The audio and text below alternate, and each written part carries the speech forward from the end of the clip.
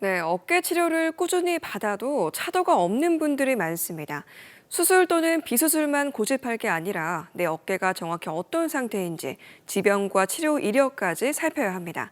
건강 365에서 자세한 내용 알아보겠습니다. 어깨 통증은 그냥 참고 견뎌야 할 병일까요? 노년기 삶의 질은 어깨 건강에 달렸다고 해도 지나친 말이 아닙니다. 어깨가 아프신 60대 어르신은 어깨 통증으로 잠을 못 잔 지가 오래되고 삶의 질이 많이 떨어진다고 호소를 하셨습니다. 이제는 치료를 해도 좋아지지 않고 치료해도 또 재발하고 그래서 결국 치료를 포기하고 이대로 살아야 하는 생각까지 들었다고 합니다. 결국 어깨 치료도 나이 들어서 삶의 질이 떨어지는 것을 막기 위해서 필요합니다.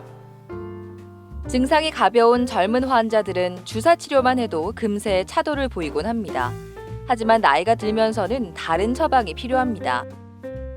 모든 어깨 아픈 사람을 주사 하나로 해결할 수는 없습니다. 환자분의 나이, 가지고 있는 질병, 그리고 그동안에 치료받은 내역 등을 고려해서 치료 방향을 결정하는 것이 좋습니다.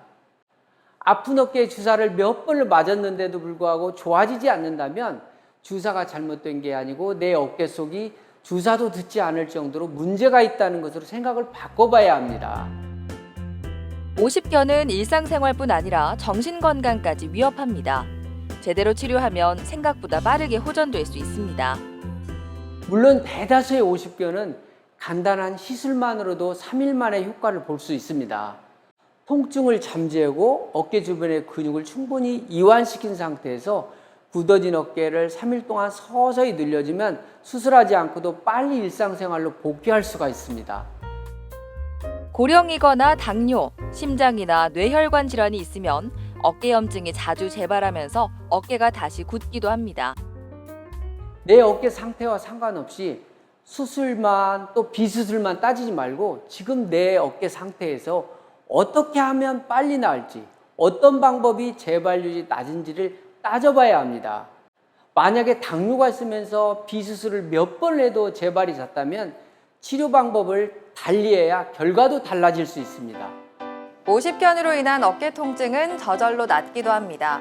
하지만 그대로 방치하면 통증은 줄어들 수 있어도 나중에 어깨를 제대로 못 쓸 수도 있습니다. 건강 365였습니다.